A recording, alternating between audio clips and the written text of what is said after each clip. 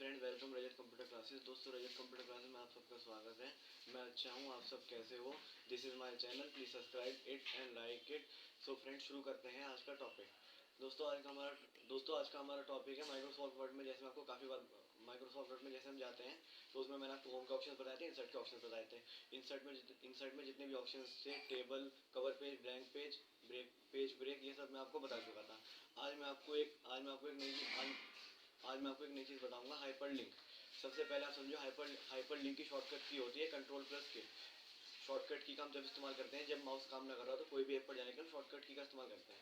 तो hyper link की shortcut की होती है कंट्रोल प्लस के। अब हाइपर लिंक का सीधा सीधा एक मतलब होता है, सपोज करो जैसे आपने कोई मैटर टाइप कर दिया। अब मैटर टाइप करने का तरीका मैंने आपको बताया था। इज इक्वल टू लगाओ, RAND लिखो, एक ब्रैकेट स्टब क्लोज करो, एक ब्रैकेट स्टब क्लोज करो और एंटर कर दो, तो मैटर आपकी स्क्रीन पर अपने आप आ जाएगा। तो हाइपर लिंक का मतलब होता है, जैसे आपने कोई भी टॉपिक उतारा, अब उस टॉपिक में से कोई भी वर्ड ऐसा लग रहा है आपको, जो आपको किसी दूसरे की फाइल में भेजना है। एक वर्ड किसी दूसरे के बारे में भेजने के लिए उस टॉपिक में से, तो हम हाइपर लिंक का इस्तेमाल करते हैं। सपोज करो, जैसे एक वर्ड है गैलरी मैटर में। अब आपको ये वर्ड जो है किसी की दूसरी फाइल में भेजना, तो आप क्या करोगे? सबसे पहले गैलरी को सिलेक्ट करोगे, गैलरी को सिलेक्ट कर लिया, फिर हाइपर लिंक पर क्लिक करोगे। तो हाइपर लिंक पर क्लिक करते हैं, वहाँ पे फाइल सेव होती है कंप्यूटर में, सबका नाम लिखा आ जाता है। अब आपको मान लो जैसे एक फाइल है, उसमें हाइपर लिंक में गौरव के नाम से, तो आपको ये जो गैलरी वर्ड आपने सिलेक्ट करा है, इसको आपको उसकी फाइल में ट्रांसफर करना है। तो आप क्या करोगे? उसे सिलेक्ट कर लिया, हाइपर लिंक पर जाओगे, गौरव के नाम पर क्लिक करोगे, और गौरव के नाम पर क्लिक करते हुए जो गैलरी का वर्ड है वो उसकी फाइल में ऑटोमेटिकली पहुंच जाएगा। और जैसे ही वो वर्ड उसमें जाएगा हाइपर लिंक में, तो उसकी वो वर्ड जो है वो ब्लू हो जाता है।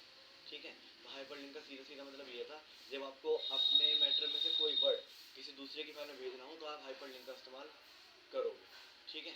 उसके बाद आता है नया ऑप्शन, हेडर। सपोज करो, फिर से जैसे आपने कोई मैटर टाइप कर दिया, सपोज करो ये कंप्यूटर स्क्रीन है, आपने इस पे मैटर टाइप कर रखा है। अब आपको जब आप सारा मैटर लिख लेते हो, तो एरो जो है वो ऊपर नहीं जा पाता, उसका कर्सर जो है वो ऊपर नहीं जाता है। तो आपको क्या करना है, जैसे आपको यहाँ पर आपने मैटर टाइप कर दिया, पूरा मैटर टाइप कर दिया, अब आपको यहाँ पर अपना नाम लिखना है, जैसे रजत अरुण कुछ भी लिखना है, तो आप क्या करोगे? हेडर पर क्लिक करोगे। हेडर पर क्लिक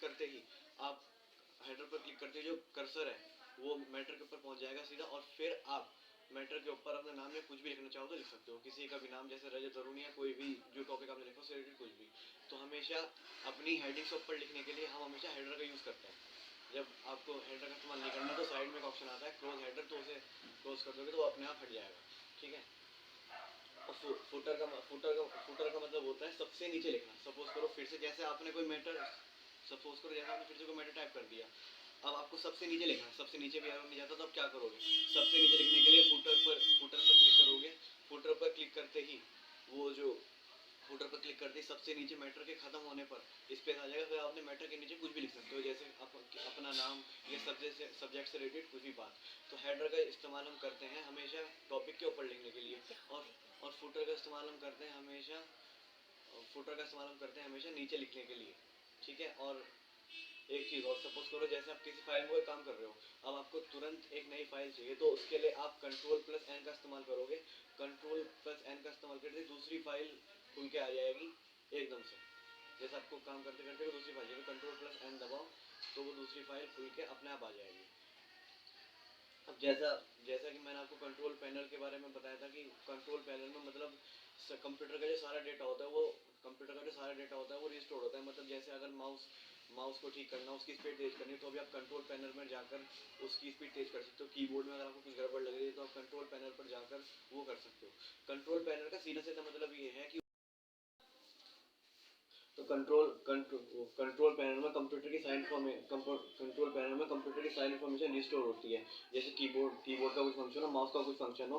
और उसमें सबसे जरूरी चीज़ क्या होती है, जो कंप्यूटर में ऐप होती है, MS वर्ड हो, कोई गेम हो या कुछ भी हो, तो उसमें कंट्रोल पैनल पर जब आप खोलोगे, फिर प्रोग्राम और फंक्शंस पर जाओगे, तो वहाँ पर जाकर आप देखोगे कंट्रोल पैनल में जो ऐप आपके कंप्यूटर में है, उन सारी इन्फॉर्मेशन होगी कि ये ऐप, जैसे माइक्रो वर्ड है, अब ये ऐप कब सेव हुई थी, कौन से दिन हुई थी, इसका टाइम क्या था सेव होने का, वो सब कंट्रोल पैनल में लिखा होता है। अगर आपको किसी प्रोग्राम की डेट देखनी है कि ये प्रोग्राम कब डाला था, तो कंट्रोल पैनल पर जाओ, वहाँ पर प्रोग्राम और फंक्शंस पर क्लिक करो, वहाँ पर जाकर आप देख पाओगे कि ये ऐप का नाम होगा, ये ऐप कब बनी थी, किस टाइम पर बनी थी। ठीक है।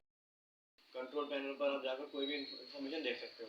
और एक इंपॉर्टेंट चीज़ और मैं आपको बताना चाहूँगा, सपोज करो जैसे कंप्यूटर का डेट और टाइम खराब है, जैसे सपोज करो आज 6 जून 2022 है, अब आपको कंप्यूटर में आ रहा है 6 जून 2001 और टाइम है 10:11 और रियलिटी में टाइम है 10:12, तो आप टाइम और डेट कैसे ठीक करोगे? उसके लिए भी आपको कंट्रोल पैनल पर जाओगे, वहाँ पर टाइम और डेट का ऑप्शन होता है, उसकी मदद से आप अपना टाइम और डेट भी ठीक कर सकते हो। लेकिन टाइम और डेट जब भी आपको सही करना हो कंप्यूटर में, तो आपका वो ये चीज़ हमेशा कंट्रोल पैनल पर जाकर ही सही होगी। टाइम और डेट ये बिना उसके नहीं हो सकती। Thank you, this is my. अगर आपको अपना कंप्यूटर का टाइम और डेट ठीक करनी है तो आप कंट्रोल पैनल पर जाओगे, वहाँ से टाइम और डेट का जो ऑप्शन है उस पर क्लिक करोगे, फिर आप वहाँ पर जाकर टाइम और डेट सही कर सकते हो कंट्रोल पैनल में जाकर। Thank you, this is my channel, please subscribe it and like it. Thank you.